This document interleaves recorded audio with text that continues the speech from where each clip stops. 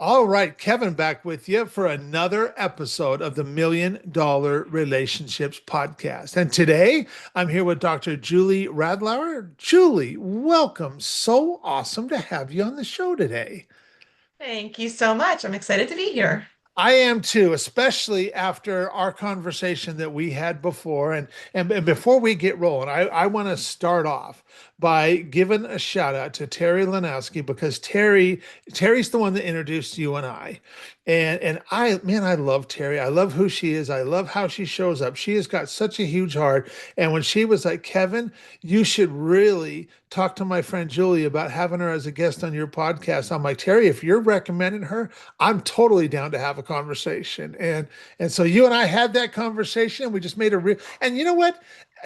It felt like, I don't know what it felt like for you, but for me, Julie, from the first time we talked, it just felt like we'd known each other for years because of how we got connected and stuff, you know? And Yes, absolutely. And I love being on podcasts with, kind hosts like yourself because it feels like it's like a friendship, a long-time relationship when you really just connect with somebody, even on Zoom. And I yeah, really appreciate that about this virtual platform. yeah.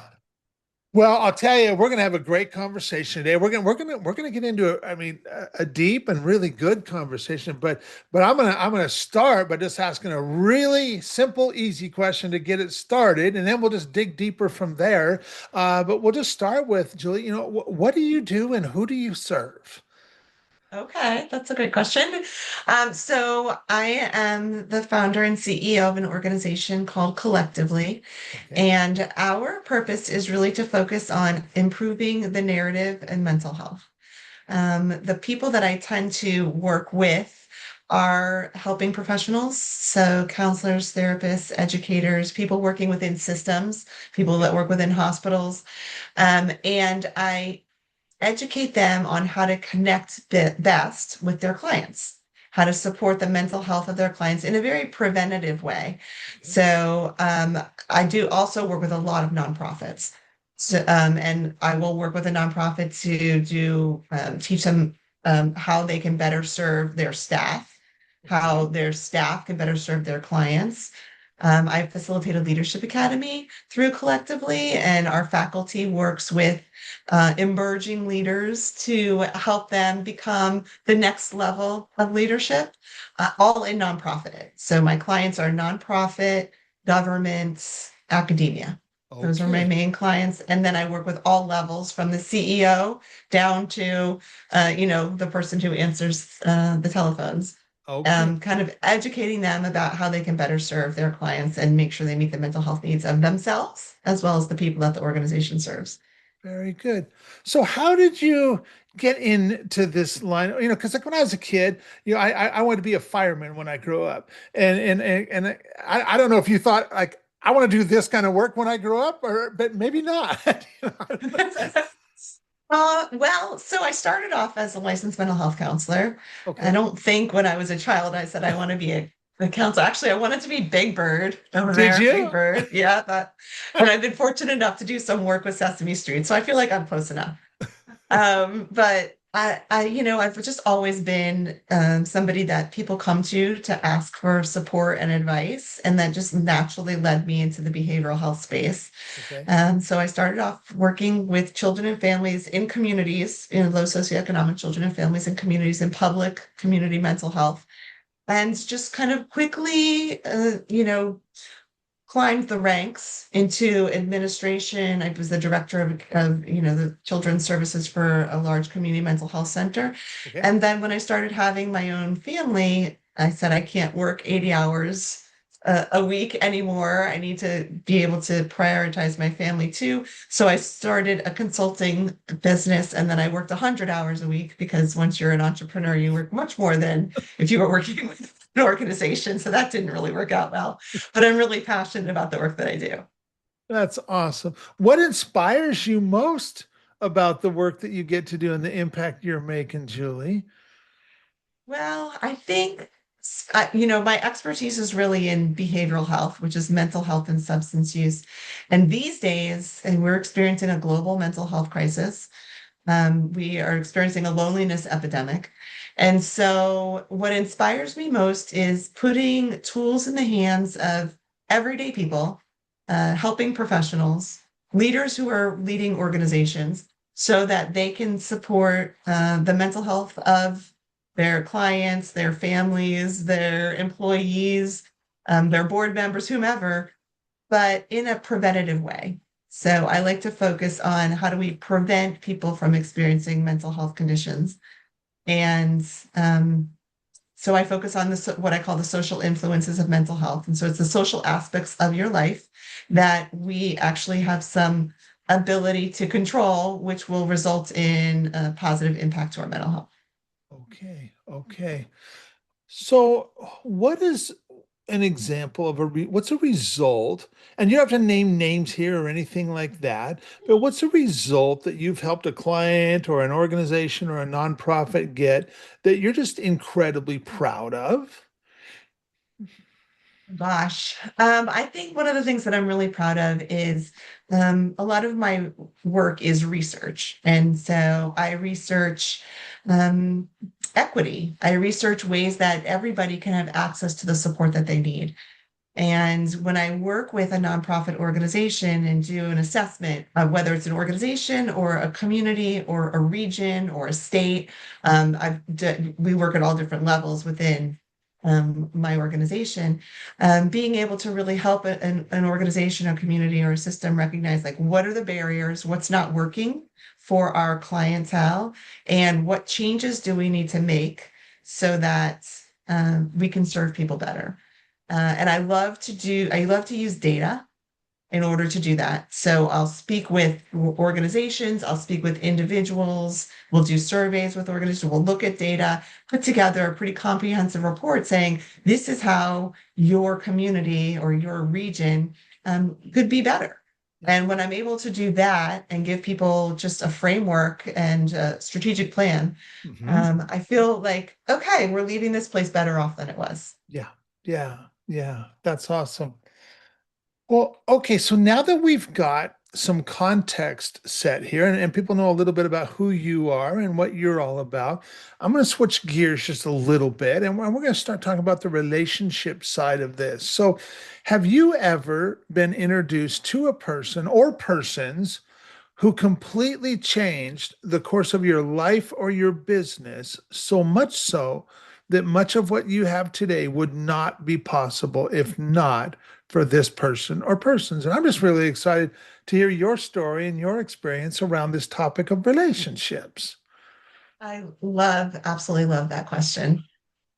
So yes, because I was working in, government, nonprofit, community mental health, providing mental health, behavioral health interventions, Okay. and working within organizations that were providing these interventions, evaluating organizations that were providing these interventions. And it's frustrating when you have well-intentioned, well-educated people who want to make a difference in the world, and they're working with families who are really struggling, and providing services, stabilizing situations, having children return to their parents if they were in the welfare system, or having children, discharged from hospitals, or and helping that family or that situation stabilize. And then 3 or 6 or 9 months later, they come right back into crisis and right back into the systems. And I found that really frustrating because when you work in the system long enough, you can see that cycle, that Okay. repetitive cycle. And I thought, we're not doing something right. This can't be all that there is. And so that caused me to go back to school, and I got my doctorate in public health. Public health really focuses on population level, and also prevention. Okay. And so I started really studying systems and trying to understand, well, what's not working in the behavioral health system? What do we have to do differently? And so what that led me to was I conducted a national research study. I interviewed families from across the country, families of children that are involved in public behavioral health Okay. organizations, and said, is the system working for you? And if not, why not? And what would work better? And so I interviewed 50 families from across the country. And the results of that has really changed the way that the all of the work that I do. Because what they said is, no, the system's not working. Mhm. And they said, what we want is we want our needs to be met, our mental health and substance use needs to be met in a way that acknowledges our culture and acknowledges our lived experience and how we want our support. And we don't want support in a formal clinical treatment way. We want support with our family, our faith, our friends, our community. And we need to figure out how do we help communities support each other. And so that work led to the development of curriculum that, I've provided with, my organization provides that treatment, that training, if you will, to organizations across the country. But what it did is it changed my perspective from how do we help people who have already been through challenges to how do we prevent people from even coming into the system in the first place? Yeah. And that's where I really began to focus on the social influences of mental health, social connection, social support, social capital, social media, social inclusion, social justice, all the things that are social aspects of our lives, relationship based, and how those relationships um, can make life better for people. Mhm. Yeah. Wow. You know, so that study that you did with those people, that I mean that was just a real, just provided a lot of really valuable insight that allowed you to just like, make changes and start doing things differently and start looking at things differently. And I mean it's so ironic because we were talking about this company called Imperium before we started. And as soon as you shared that, I wrote a note down because I interviewed one of the gentlemen from that company, and he was telling me a very similar story, except it was with one person that was just having a really like beyond difficult. And it was not working. And he was just like, hey, he said, what would this, is this working? And he's like, no, this isn't working. And he's like, well, what would work for you? And just that whole process of figuring things out like that and stuff and what he shared. And I'm just like, oh, I got to share that with Julie because I mean, there's so much alignment between the story you just shared and the story that he shared. And it does, it comes down to communication and and being able to ask good questions and then just listen. Yeah, the people that I interviewed in that study, they changed my life because they were in the most challenging situations with their child experiencing mental health conditions, and they were able and willing to have a conversation with me about what we need to do differently and better. And many of them really challenged me and said, "What are you going to do with this information? I'm happy to have a conversation with you, but what's going to come from it? Because I'm sick of talking to people about it. Fix the problem."